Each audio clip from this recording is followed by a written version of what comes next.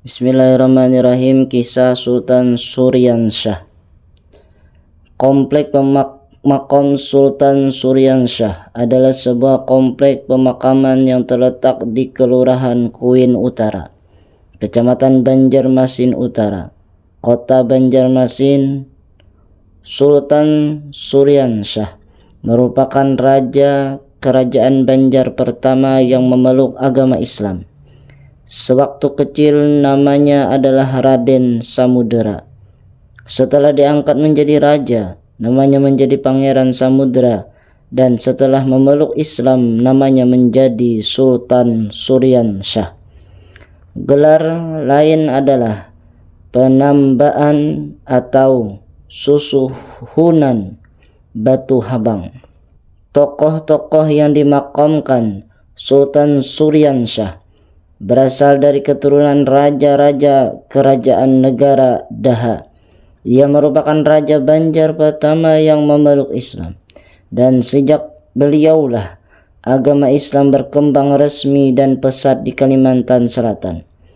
Untuk pelaksanaan dan penyiaran agama Islam, beliau membangun sebuah masjid yang dikenal sebagai Masjid Sultan Suryansyah, yang merupakan masjid tertua di Kalimantan Selatan.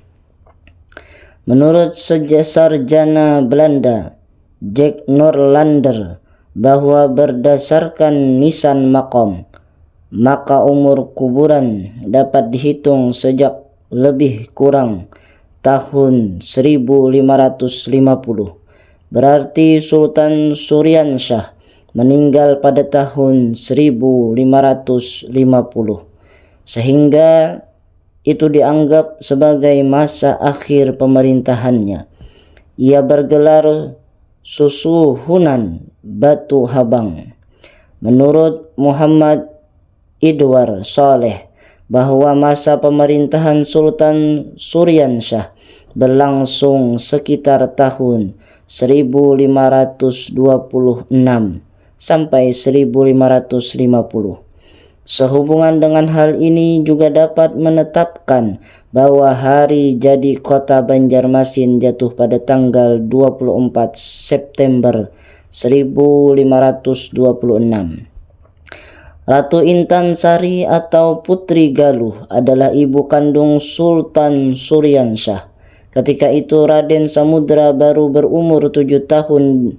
Dengan tiada diketahui ayahnya Raden Manteri Jaya menghilang, maka tinggallah Raden Samudera bersama ibunya.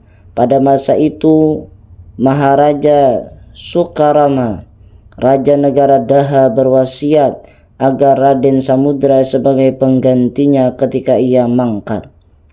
Tatkala itu pula Raden Samudera menjadi terancam keselamatannya, berhubung kedua pamannya tidak mau menerima wasiat, yaitu Pangeran Mangkubumi dan Pangeran Tumenggung. Karena kedua orang ini sebenarnya kemanakan Sukarama, Ratu Intan Sari khawatir. Lalu Raden Samudera dilarikan ke Banjarmasih dan akhirnya dipelihara oleh Patih Masih dan Patih Kuin. Setelah sekitar 14 tahun kemudian, mereka mengangkatnya menjadi raja.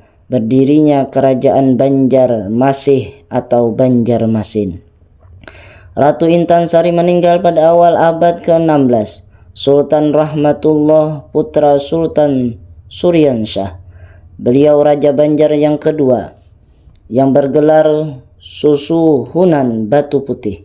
Masa pemerintahannya tahun 1550 sampai 1570. Sultan Hidayatullah, Raja Banjar ketiga, cucu Sultan Suryansyah.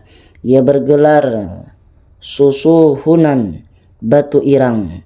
Masa pemerintahannya tahun 1570 sampai 1595.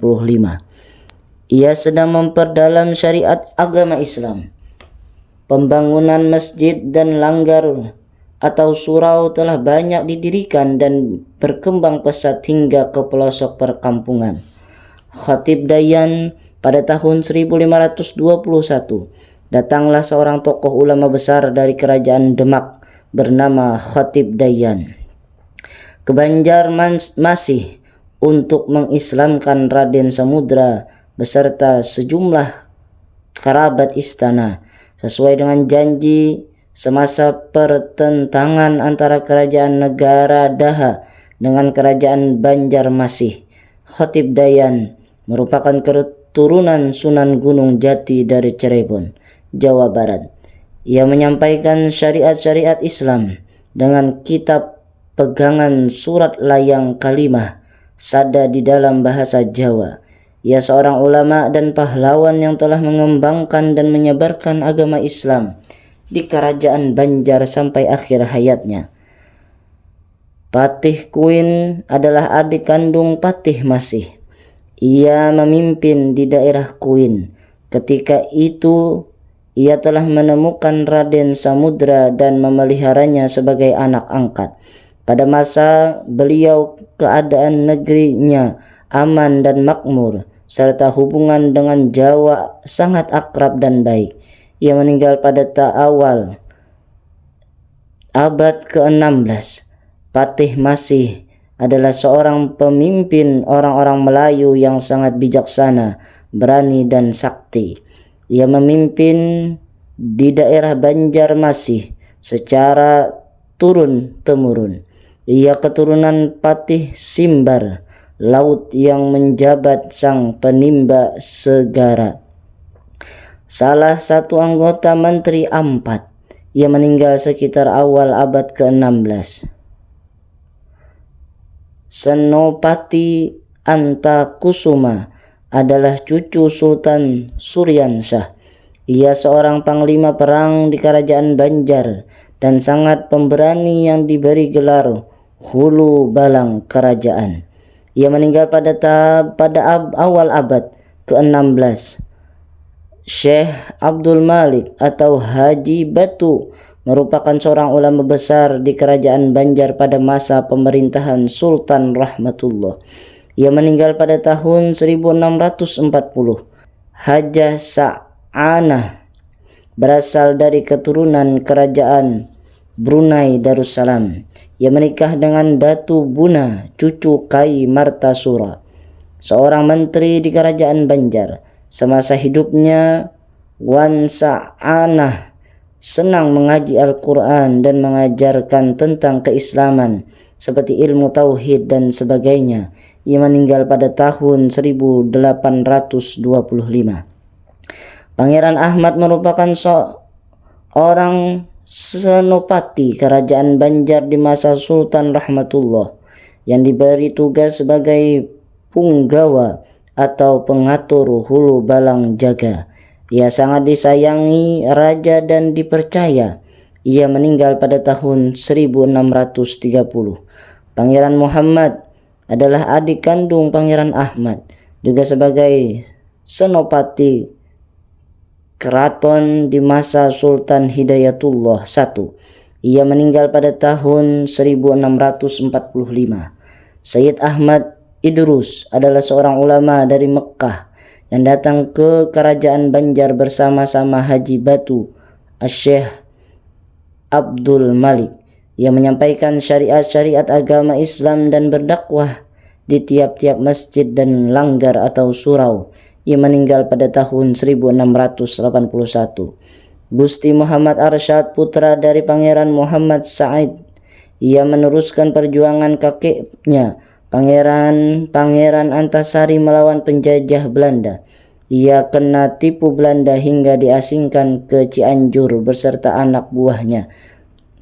Setelah meletus Perang Dunia, ia dipulangkan ke Banjarmasin. Ia meninggal pada tahun 1938.